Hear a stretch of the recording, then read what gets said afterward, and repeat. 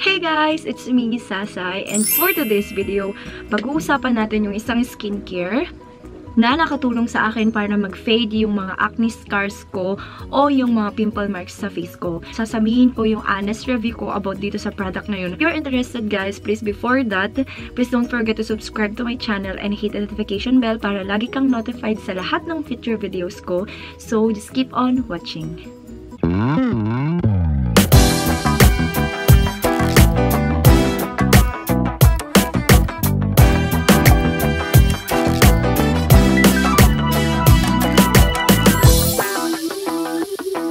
What I am talking about is this Madeca Derma na Centellian 24. So, ito yung nagpawala sa mga acne marks ko, mga pimple marks ko. Kasi before, January, mayroon akong mga natirang mga pimple marks dito. Yung mga nag-heal dati na pimple ko is nagkakaroon ng marks. Ayan. So, meron pa rin naman masyadong naiwan pero hindi na ganun kahalata na kapag isa-side ko is talagang makikita nyo. So, yan yung close-up ng skin ko. And then, kapag titingnan nyo, mayroong mga acne marks pa rin dito na hindi pa masyadong naaalis kasi fresh pa lang siya. I will insert a picture kung saan marami akong mga pimple marks dito sa my jaw, and then sa my chin, and also dun sa my noo ko, and then dito sa my cheeks ko. So, makikita nyo yan guys na sobrang dami talaga siya.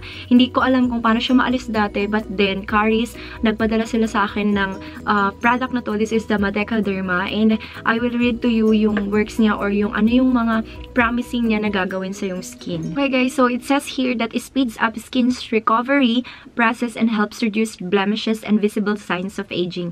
Formulated with 10,000 ppm of Centellia asiatica extract, improves elasticity by promoting collagen formation, helps protect and heal skin damage with a harmful external environment, works to diminish wrinkles, roughness, dryness, and sagging by increasing the density in the dermal layer. So, promoting scar healing and diminishing acne marks. So, pag sinabi mo kasing acne marks, ito yung mga marka ng nakaraan. Parang ganun. Marka ng mga pimples mo na ang tagal na alis. Marka ng pimples mo na nag-heal na pero nag-iwan ng peklat. Parang ganun. So, ang hirap kong humanap ng mga cream or mga pahid-pahid na pwedeng maalis yung acne scars ko. Ayoko nung pahid-pahid na yung talagang sobrang magbalat. Ayoko nang ganun yung nagbabalat yung face ko kasi sobrang hapde and then masakit talaga. So, I discovered this and napanood ko siya kay Ate Riza Contawi.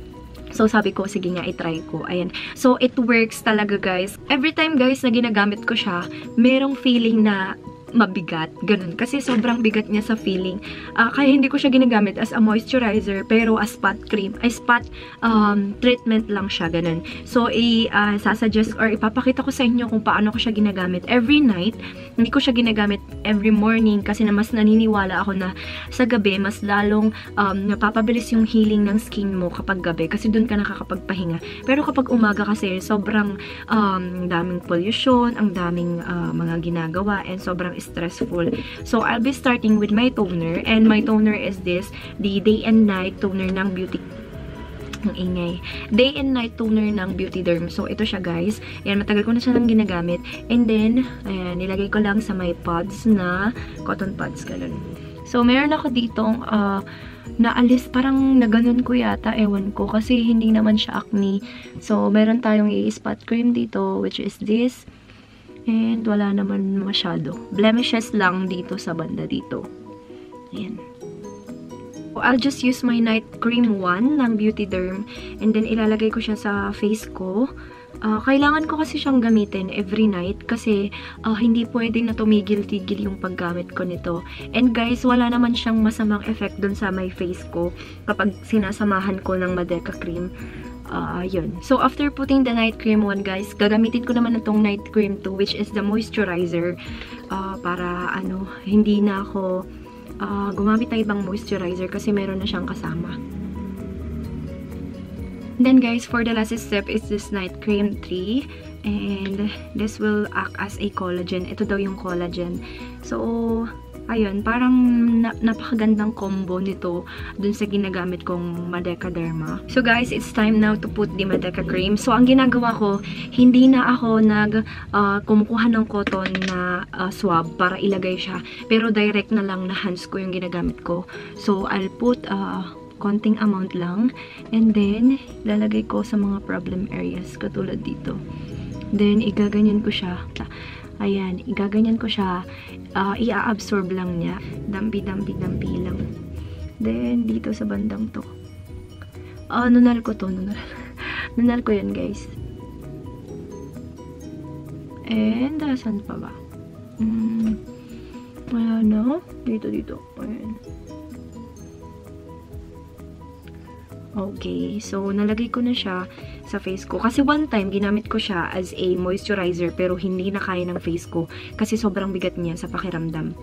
So, I decided na yun na lang kasi hindi ako comfortable pag ginawa ko siyang moisturizer. So, spot cream ko na lang siya. So, yun guys, ito yung isa sa mga masasabi ko na sobrang effective pero medyo pricey lang kasi talaga siya.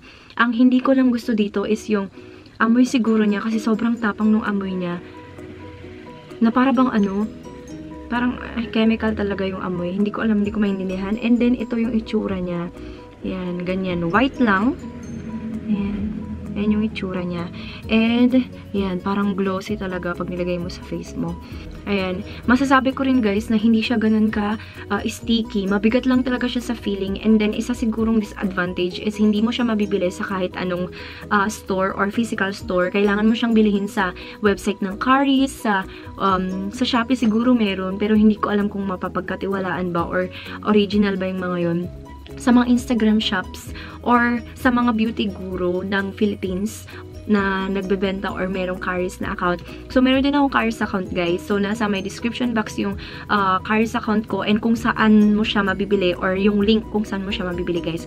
So, meron silang free shipping or less than yung mga items na bibilhin mo.